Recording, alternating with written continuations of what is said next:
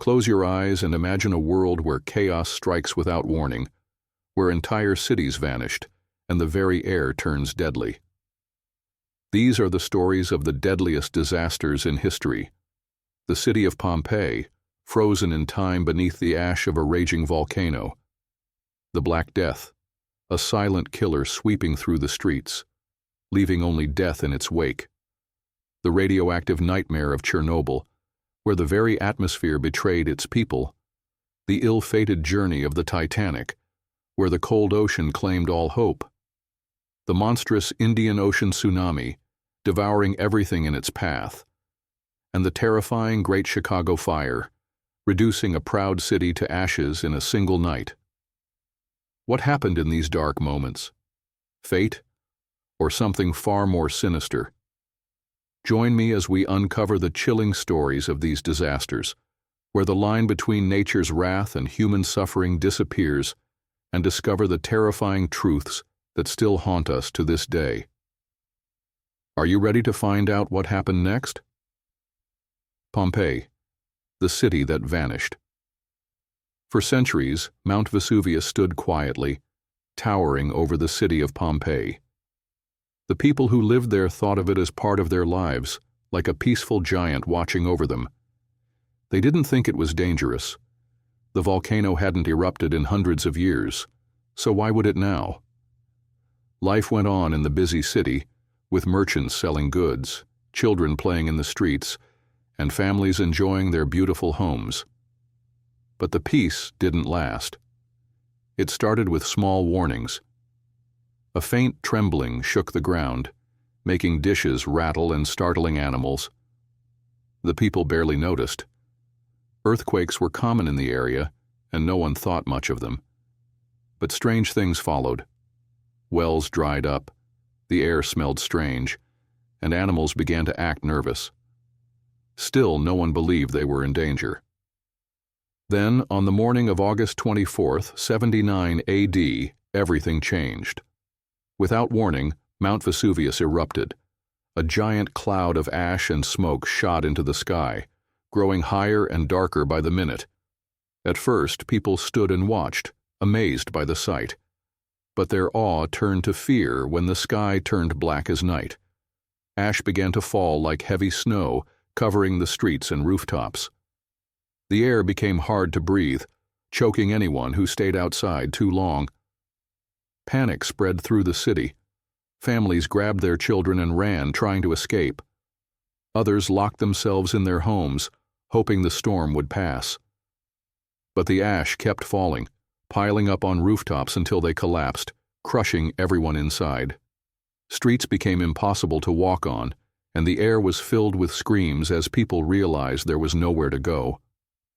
Then the real horror began. A wave of burning gas and ash raced down the mountain at incredible speed. It was so hot and fast that no one could outrun it. The wave hit Pompeii, killing everyone it touched in an instant. People were burned alive or suffocated as the poisonous air filled their lungs. Some died trying to flee. Others huddled with their loved ones, hoping for a miracle that never came. By the time the volcano went silent, Pompeii was gone. The city was buried under more than 20 feet of ash and rock. No one survived. For nearly 1,700 years, Pompeii remained hidden, buried under layers of ash. Then, in the 1700s, explorers uncovered the lost city. What they found shocked the world. Bodies were perfectly preserved in the ash, frozen in their last moments. Some were found clutching their loved ones while others were trying to shield their faces. Their poses showed the terror they felt in their final moments. Today, you can visit Pompeii and see these haunting reminders of what happened. The ruins of houses, streets, and temples still stand, eerily silent. The bodies of the people, turned into plaster molds by archaeologists, tell the story of a city destroyed in just one day. But the story isn't over. Mount Vesuvius is still an active volcano, and millions of people live near its base, just like the people of Pompeii did. Scientists keep a close watch on it, but they can't predict exactly when it will erupt again. Could another disaster like this happen in the future? If it does, will people be ready this time? The shadow of Vesuvius still looms over the region, a silent reminder of the day Pompeii vanished. The Black Death, Death's Silent March. In the 14th century, Europe was alive with growing cities, busy markets, and thriving trade. People were optimistic about the future, but far away something dark was stirring. A killer was quietly making its way west, hitching rides on ships, traveling from town to town. No one could see it, no one could stop it, and by the time they realized it was there, it was already too late. The Black Death had arrived. It began in the port cities. Ships from the east brought exotic goods, spices, and death. Along with the cargo came rats, and on those rats were fleas carrying a deadly disease. At first, it seemed like nothing more than a fever. A merchant might wake up feeling a little sick, but by the end of the day he would be burning with fever, sweating and struggling to breathe. Then came the boils, black swollen lumps under the skin, filled with pus. The people called it the Black Death because of the dark spots that spread across the skin of the dying. Within days, the infected would collapse, choking on their own blood. Entire families perished, their homes becoming silent tombs. The disease spread quickly, jumping from one town to another, leaving nothing but death in its path. Within weeks, villages were empty. Cities were overrun with corpses. There were so many dead that there weren't enough people to bury them. Mass graves were dug, and wagons full of bodies creaked through the streets. The smell of death filled the air. Panic consumed the survivors. People tried everything to protect themselves. Some fled their homes, abandoning loved ones who were sick. Others shut their doors, sealing themselves inside to wait for death or salvation. Priests and doctors refused to visit the sick, afraid they too would die. Entire towns blamed the disease on witchcraft, sin, or curses. In many places, people turned on their neighbors, searching for someone to blame. But the Black Death was unstoppable. For years it raged across Europe, killing over 200 million people, nearly half the population. Streets that had once been filled with laughter and life were now empty and silent. The disease spared no one. Rich or poor, young or old, all fell victim to its invisible grasp. Even kings and queens, protected by the finest physicians, succumbed to the plague. Yet the horror of the Black Death didn't end with death. Survivors were haunted by what they'd seen, whole families wiped out, friends and neighbors gone in the blink of an eye. Many believed it was the end of the world. They lived in constant fear that the plague would return, even stronger than before. And it did. The Black Death never truly disappeared. For centuries, smaller outbreaks continued to plague Europe, each one claiming thousands of lives. Even today, the bacteria that caused the plague, Yersinia pestis, still exists, hiding in animals, waiting for the right conditions to strike again. The question that lingers is this: if the Black Death returned, would we be ready? With modern medicine and science, we like to believe we could stop it. But can humanity ever truly be prepared for something so silent, so deadly, and so unstoppable? The Black Death was not just a disease, it was a warning, a reminder that in the face of nature's fury, we are fragile and small. Chernobyl, the day the air turned poisonous. It was a clear April day in 1986, and the city of Pripyat was alive with its usual hum. The people were going about their business, children playing in the parks, workers heading to the nearby Chernobyl nuclear power plant, and families preparing for the evening. They were proud of their city, a model town built to house the workers of one of the most important nuclear power plants in the world. To them, Chernobyl was a symbol of progress. But no one knew that just beneath their feet, The Earth was about to open up into a nightmare. Late that night, workers at Reactor 4 of the Chernobyl plant began a routine safety test. Something went wrong. A series of small mistakes were made, followed by a catastrophic failure. The reactor exploded, sending a violent shockwave through the building. At the moment of the blast, radioactive material began to spill into the air. The force of the explosion was so powerful that it tore apart the reactor and sent a cloud of radioactive smoke billowing into the sky. The workers closest to the explosion were the first to die. Some were burned by the fire, their bodies left to twist and blacken in the heat. But the real danger came in the form of radiation, an invisible poison that slowly killed everything it touched. The firefighters who arrived to fight the flames, unaware of the radioactive danger, were the next to fall. They went to work bravely, knowing only that the reactor was on fire, but they would soon be coughing up blood, their bodies burning from the inside as radiation tore through their cells. Meanwhile, Pripyat was still full of life.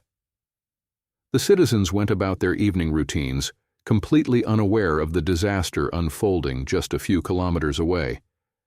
But as the hours passed, something strange began to happen. The air started to feel heavy, thick with an unnatural weight. The sky grew darker. And then, without warning, the government issued an evacuation order. Too late. The people of Pripyat were told to leave their homes immediately and head to buses waiting outside the city. They were told it would only be for a day or two. No one could have imagined that they would never return. Families packed what they could into bags, not knowing that their homes, their belongings, their entire city would be lost forever. They left behind everything: television sets, family photos, even children's toys, abandoned in the panic of that first chaotic hour. It was the beginning of a silent death. Over the next few days, the true scale of the disaster began to unfold. Scientists and military personnel rushed to the scene, trying to contain the damage. But it was already too late. The reactor had poisoned the land, and radioactive fallout was carried by the wind, contaminating everything in its path. The fallout reached far beyond Pripyat, across Europe in fact, poisoning water sources and farmland. Even as the radiation spread, the authorities tried to keep the truth hidden. But the devastation could not be ignored. People became sick. Animals died. Crops were destroyed. The entire region became uninhabitable. In the following months, hundreds of people died from radiation sickness. Thousands more would suffer lifelong health problems. Today, Chernobyl stands as a ghost town, a place frozen in time. The buildings are still there, as if waiting for their people to return. But the silence is deafening.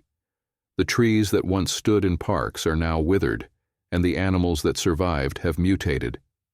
The toxic land around the plant remains a dangerous no man's land, a place where nature and humanity are forever at odds.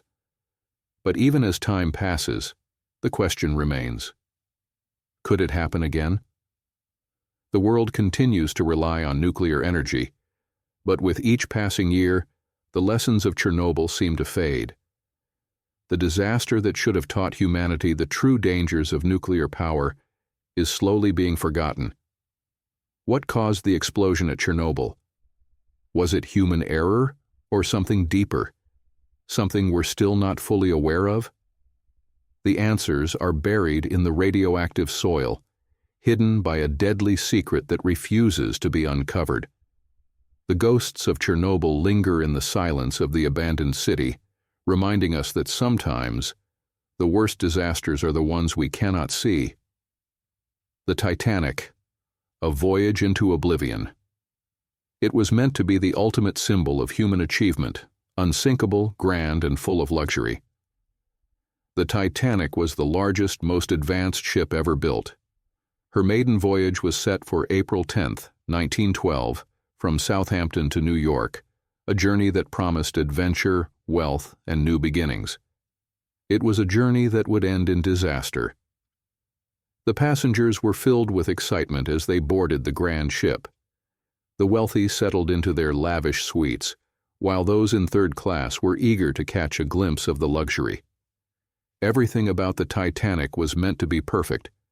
Her steel hull was thought to be so strong that no iceberg could ever breach it.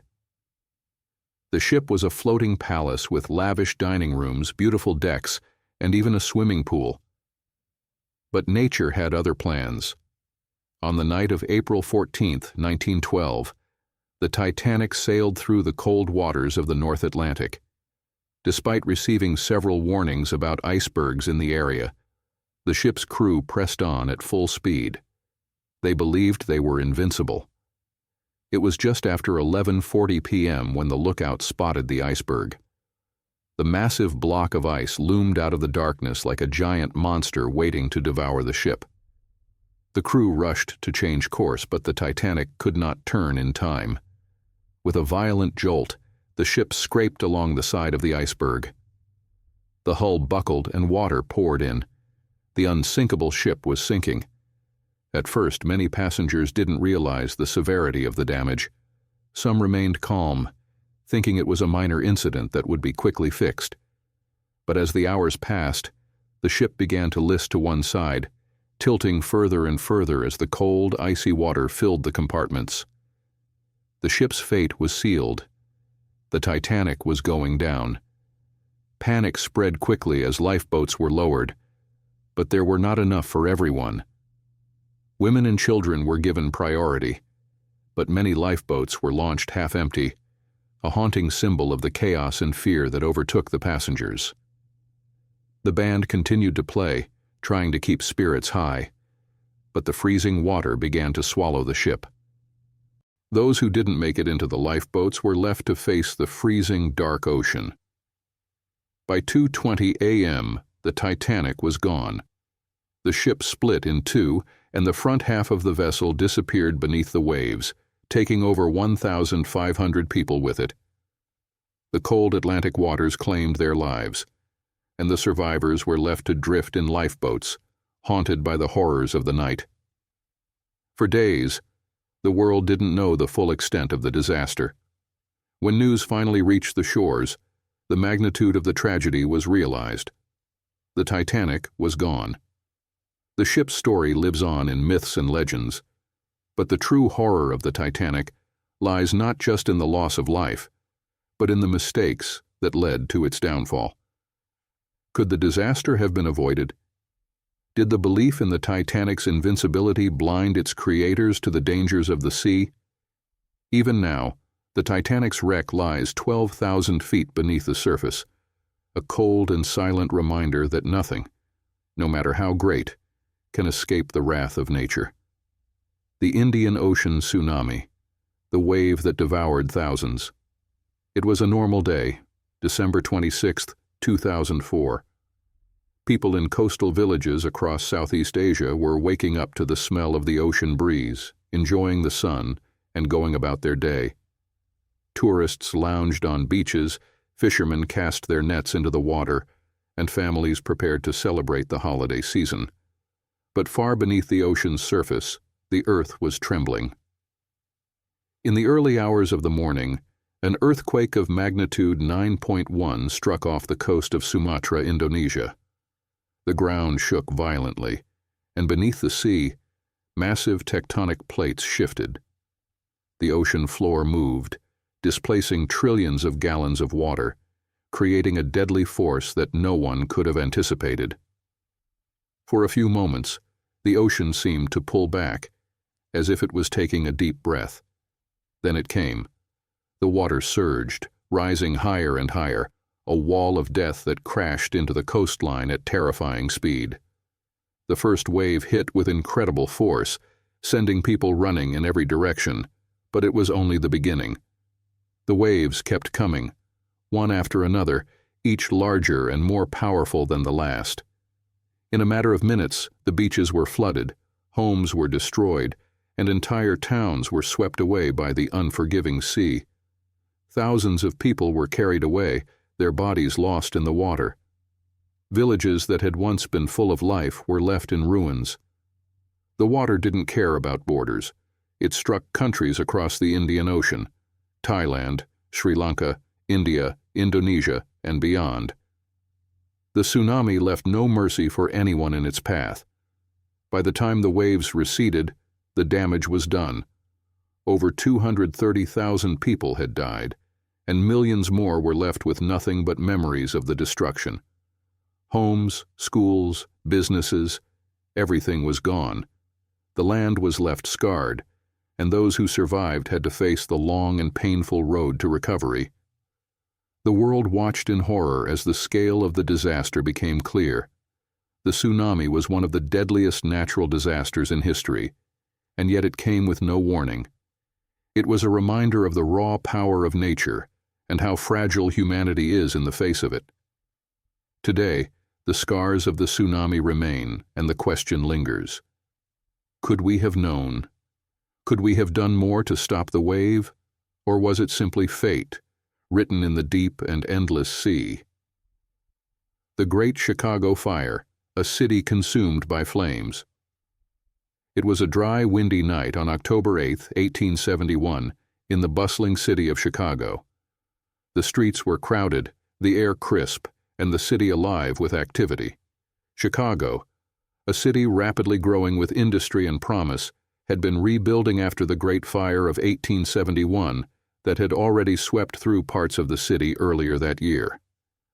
But on this night, something far more devastating was waiting to happen, something that would change the city forever.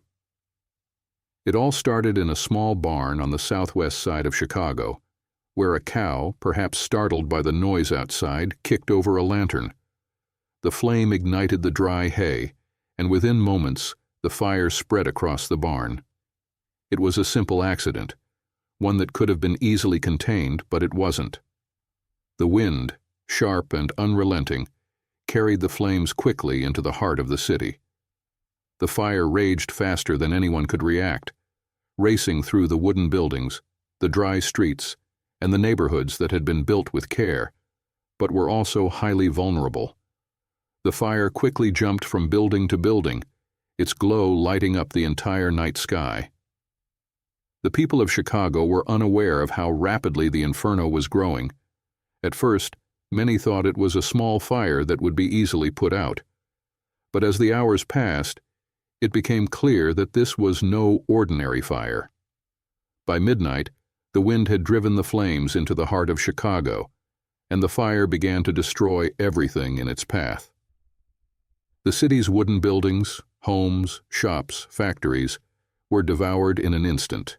Whole blocks of the city turned into a fiery hell, the heat so intense that people were forced to flee into the streets, coughing from the smoke and choking on the burning air. It wasn't long before the fire reached the downtown area, where the tallest buildings were meant to stand strong and resilient. But nothing could stop it. The flames climbed higher and higher, sweeping up the wooden roofs and igniting the next buildings in line. The Chicago River, which ran through the heart of the city, seemed to offer no safety either. The fire consumed everything, even setting the water itself ablaze, as it was tainted with oil and debris. Panic spread through the streets as people realized there was no escape. Crowds scrambled to get to the riverbanks, but the fire was too powerful. Horses and carriages bolted in every direction, blocking any chance for escape. Families, separated in the chaos, cried out for each other as the fire consumed entire neighborhoods. The sound of cracking wood, crashing buildings, and screams filled the night. By the time dawn broke, the destruction was staggering. Nearly 17,500 buildings had been destroyed, leaving around 100,000 people homeless. The flames had raged for over 24 hours, and by the time it was all over, the fire had destroyed over 3 square miles of the city. More than 300 people were dead, though many believed the true number of casualties could never be known, buried in the ashes of what was once a proud and thriving metropolis. The aftermath of the fire was nothing short of a nightmare. The smoke still hung thick in the air, and the scent of burnt wood and ash lingered for weeks. The land where buildings, homes, and factories had once stood was now a smoldering wasteland. The air was filled with the cries of the homeless, the mourning of lost loved ones, and the hopelessness of those who had lost everything. The fire's origin, whether from the lantern knocked over by the cow or some other cause, was never truly confirmed. Some said it was an act of God, a punishment for the sin of a rapidly growing city. Others whispered that the fire had been deliberately set, that someone or something had wanted to watch it burn. No one could ever be sure. But what was certain was the silence that followed. As the city slowly began to rebuild in the wake of the disaster, there was an unspoken understanding that this was not just a natural disaster, but something far more ominous. The destruction seemed to have come too quickly, too completely. People who had survived the fire often spoke of an unexplainable dread, a feeling that the fire had been more than just an accident. It had been something alive, something that had a mind of its own, consuming everything in its path with a hunger that couldn't be satisfied. And in the years that followed, the scars of the Great Chicago Fire were never forgotten. The fire's ghost lingered in the hearts and minds of those who rebuilt the city, a reminder of how quickly something so fragile could be destroyed. But despite the pain, Chicago rose again, and from the ashes of its tragedy, the city emerged stronger than before, built with new materials and fireproof designs. Yet, the memory of that terrible night lived on in the shadows of the new skyline. The legend of the Great Chicago Fire would forever haunt the city, and no one could shake the feeling that one day the flames might rise again. And so, these tales of destruction remind us of one undeniable truth. Disaster strikes when we least expect it. A city frozen under ash, a plague sweeping silently through the streets, a nuclear inferno poisoning the air, a ship swallowed by icy waters, a wave erasing entire coastlines, and a fire reducing a proud city to cinders. Each of these events left behind scars that still whisper their stories in the shadows of history. But what do they teach us? Perhaps that life is fragile, and the forces of nature, or even our own creations, are far greater than we can control. Or perhaps they remind us that tragedy has no end, only lessons left behind for the living. As the ash settled, the waves receded, and the flames died out, what was left was more than destruction. It was resilience. It was survival. It was the reminder that even in the face of horror, humanity rebuilds. But the question remains, will we ever truly be ready for what comes next? Or will history repeat itself in the most unexpected, most terrifying ways? Only time will tell. Until then, these stories will linger, haunting us, warning us, and asking us one simple question. What would you do if it happened to you?